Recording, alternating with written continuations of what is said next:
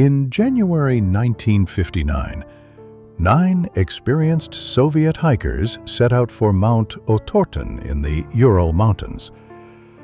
Led by radio engineering student Igor Dyatlov, the group was well-equipped. Insulated tents, skis, cameras, axes, and food stacks, aiming to earn their highest Grade 3 hiking certification. On January 31st, they pitched their tent on the slope of Kolatsiechel, Dead Mountain, likely for strategic advantage, despite being exposed to strong winds. That night, something unimaginable happened. Rescuers later found the tent torn open from the inside, confirmed by analysis of vertical-horizontal cuts with internal seam stress marks. Their cold-weather gear, shoes, maps, even money remained inside. Why flee without essentials? Traces of footprints, some barefoot or in socks, led calmly down 1.5 kilometers to a forested area where a small fire had been built. They didn't run, they walked, seemingly under duress. First 2 bodies were found near the tree, stripped to underwear in sub-zero temperatures, with broken branches overhead, suggesting they'd climbed for a glimpse of what terrified them. Their hands showed raw abrasion from gripping bark. The next 3, Dyatlov, Komogrova, Slobodin, were found lying between tree and tent, appearing to crawl back, likely succumbing to hypothermia. Slobodin had a fractured skull, but no fatal external wound. Months later, in a ravine 75 meters beyond the tree, 4 more bodies surfaced under 4 meters of snow. Their injuries were brutal. Lidmia Dubania lost her tongue and eyeballs.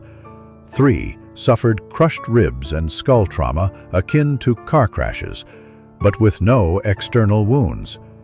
Some clothing showed traces of radiation. Theories and possible explanations. Slab avalanche, katabatic winds. Recent simulations, Gom and Puzarin 2021, suggest a delayed slab avalanche. Cutting into the snowpack weakened it. Strong downhill winds later deposited dense snow on top, triggering a slab that collapsed into the tent and caused internal injuries. They likely escaped in panic, but froze without protection. Hypothermia and paradoxical behavior. Cold-induced delirium might explain fleeing barefoot. Severe hypothermia can provoke irrational actions, removing clothes, wandering, even hallucinating. Katabatic wind alone. Sudden, hurricane-force winds could have battered the tent, prompting them to collapse it for safety. Carbon monoxide from stove malfunction. One theory suggests stove smoke filled the tent, leading them to cut emergency vents, then evacuate. But no burn marks or smoke residue were found. Parachute mine or secret military testing. Speculation about missile tests or paratrooper devices exists, possibly even crater blasts or concussion waves damaging bodies internally with minimal external trace.